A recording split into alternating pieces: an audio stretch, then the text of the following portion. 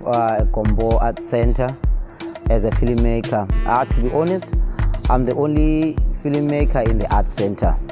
So I was given a responsibility to recruit more filmmakers like in the art center, since the sector is not vibrant in the center.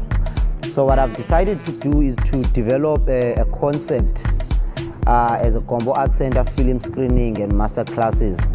That is a program that is aiming to capacitate filmmakers and encourages filmmakers also to make films, because we screen films and we are having master classes.